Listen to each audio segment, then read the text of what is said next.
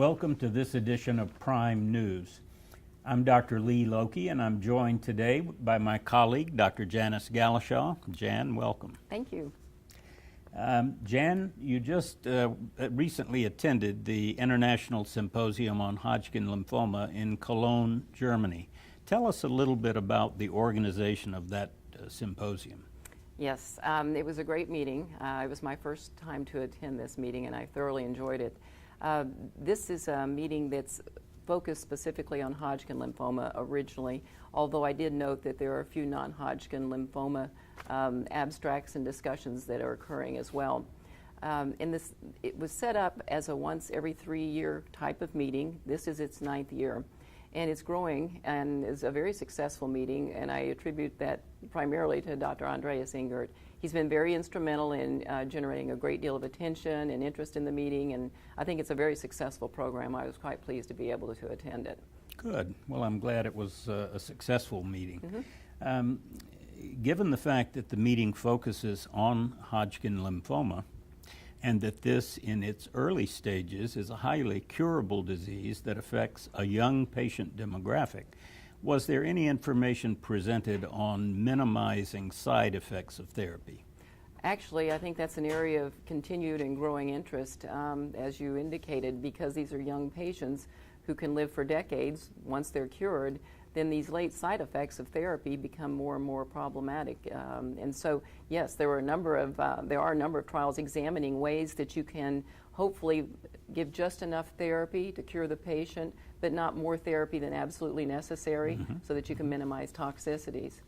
One of the 2 abstracts I really wanted to focus on, actually, the first one is a presentation that's called the RAPID trial. It was presented by Dr. John Radford. He's from the University of Manchester in the United Kingdom. And this was examining the role of radiotherapy in patients with early Hodgkin lymphoma.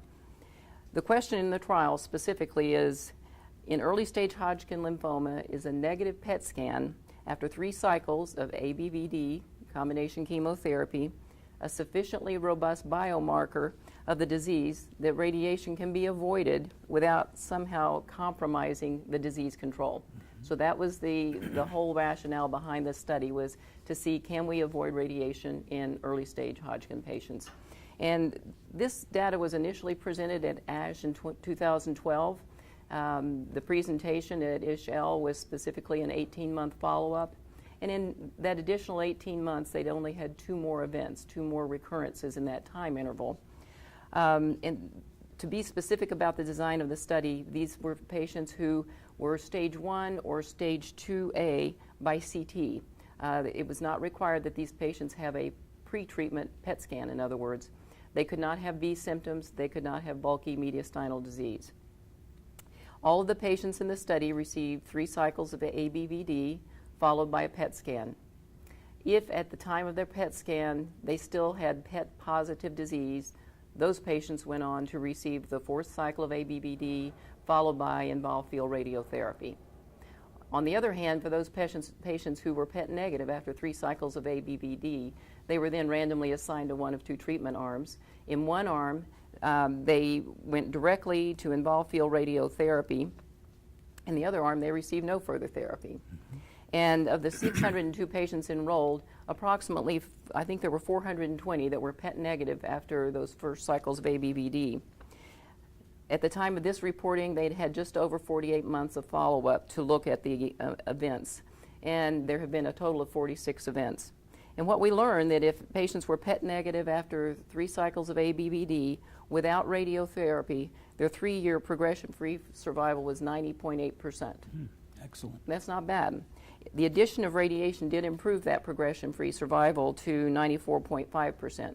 Now, I'm going to offer a caveat here, because some of the patients who were randomized to receive the radiotherapy actually did not get radiotherapy for various and sundry reasons. There were 20-something patients that fell into that category. So if you can look at the protocol specified part, only the ones that got radiation, in other words, that 94.5% actually gets better because they all get radiation, and it went up to 97%. So at the end of the day, the discussion about this was, well, at a minimum, you have a 3.7% improvement, and at a maximum, maybe even 6% improvement by adding radiation. However, this is at the expense of radiating all of them. Remember, there were 402 patients in that arm. So at the end of the day, the question is this good enough that we can safely avoid radiation? And the answer is? Well, they weren't ready to say you could. Frankly, they said several things. One, they had stringent quality control of how the PET scans were being done, and they were all centrally reviewed to make sure they met the criterion for negative versus positive. And more importantly, that the number of events in the trial is too small and the follow-up is too short to make any sweeping statement. So I don't think that a decision can be made at this time, but certainly it's valuable insight that there are those patients who have a very high cure rate, at least with short follow-up, that may not require radiation. Very good. So it's a matter of staying tuned, huh? Absolutely.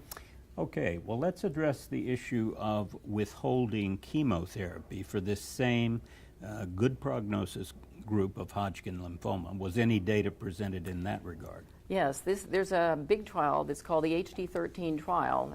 That this was the latest update and actually the final analysis of that study.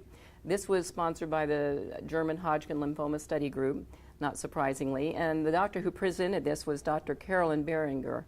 And the trial was examining the impact of bleomycin and or dacarbazine in that ABVD regimen in patients who they felt were good prognosis patients. And the question that they were trying to resolve is how can we maintain high efficacy with decreased treatment-related toxicity? And maybe by de-escalating chemotherapy by leaving out one of these other two agents would be worth pursuing. So the original trial design was 4 arms. The first arm, Arm A, was the classic ABVD. Arm B was one that was ABV without the dacarbazine. Arm C was AVD without the bleomycin, and Arm 4 was AV without bleomycin or dacarbazine. And in the design of the study, all patients received only 2 cycles of therapy, and then they all received involved field radiation. Interestingly, the dacarbazine question was answered pretty early on. The AV group they closed that arm completely in 2005 when they saw too many events occurring.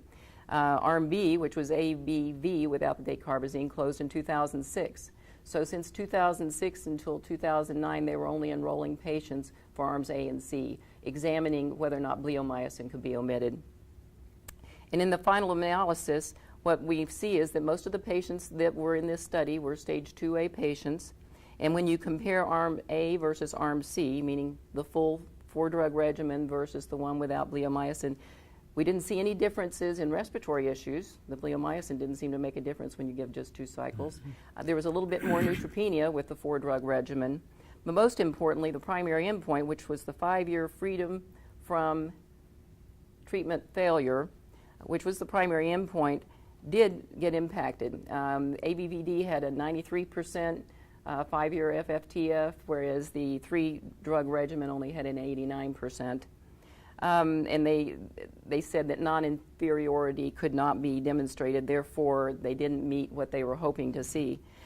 Interestingly, though, what drove this was primarily late relapses, not early relapses, and they looked to see where the relapses were, and they were almost all outside the radiation field.